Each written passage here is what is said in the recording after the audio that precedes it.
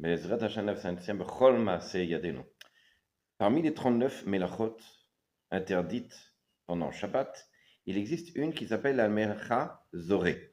Melacha Zoré, on le faisait en fait dans le Mishkan. Lorsque l'on prenait les grains de blé et qu'on écrasait, il restait encore ce qu'on appelle l'écorce avec la graine. Alors on balançait le tout dans le vent et d'un côté allait évidemment l'écorce s'envoler et les graines retombaient. Ça, c'est la metzoré. C'est-à-dire, en fait, la définition, c'est de séparer le grain de l'obsolète de l'écorce.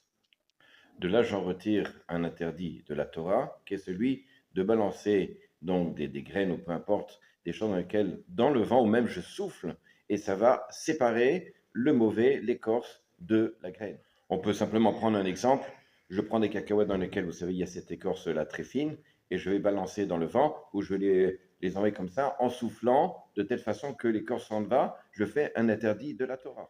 De façon générale, il faut éviter de balancer des choses en l'air de telle façon que le vent, ou en soufflant, ou quoi que ce soit, fasse qu'il y ait une séparation, même s'il n'y a pas forcément une séparation entre quelque chose qui est mauvais et entre quelque chose qui est bien.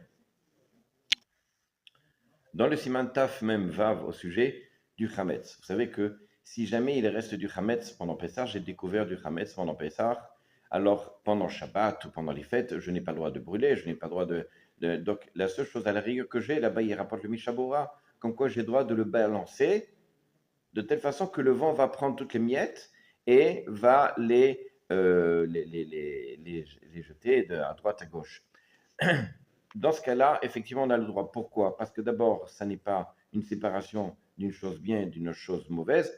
En plus, c'est les Tzorah Mitzvah, c'est pour le besoin de la Mitzvah. Donc ici, le Mishnah il dit qu'il n'y a pas de souci. Même chose, si je veux par exemple prendre, vous savez, on met des fois de l'eau dans des sortes de sprays comme ça, et on se met quand il fait chaud, et on se jette un peu, ça fait de la vapeur d'eau.